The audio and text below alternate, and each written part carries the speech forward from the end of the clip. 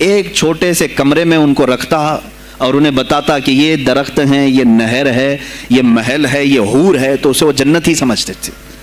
اور پھر اس کمرے سے باہر نکالتا اس کو، تڑپ تڑپ کے آدمی مر جاتا کہ مجھے میری جنت میں واپس کرو. وہ جنت نہیں کمرہ ہوتا تھا، لیکن نشہ اسے ایسا کرایا جاتا تھا کہ اس کمرے کو وہ جنت سمجھنے لگتا تھا. اور ان نوجوانوں سے کیا کرایا جاتا تھا؟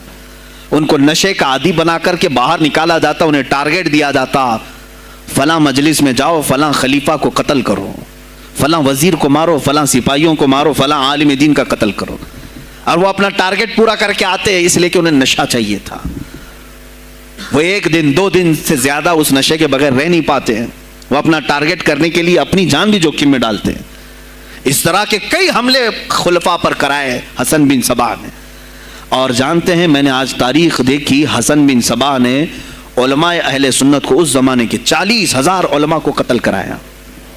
یہ وہ زمانہ تھا جب بغداد کا حال یہ تھا کہ نشہ زیادہ ہو چکا تھا، علم دین کے مراکز بند ہو رہے تھے، اور علماء بولنے میں ہچکچا رہے تھے، ڈر رہے تھے، اور سلطنتیں آپس میں ایک دوسرے سے ٹکرا رہی تھیں. جو خلیفہ بیٹھتا وہ نہایت عیاش قسم کا خلیفہ آتا تھا. اکثر خلیفہ عیاش آئے، ان کے حریم میں، ان کے حرم خانے میں، یعنی ان کے محل میں 40 عورتیں ہوا کرتی تھیں جن کے ساتھ وہ وطی کرتے، جمع کرتے. جبکہ مسلمان خلیفہ ایک بادشاہ کے لیے چاہے کوئی بھی ہو 4 سے زیادہ کی اجازت ہے. 40 کنیزاؤں کے ساتھ وہ زندگی گزار رہے ہوتے. اس میں عیسائی بھی ہوتی، یہودی بھی ہوتی، سب قسم کی ہوتی. یہ خلفاء کا حال تھا.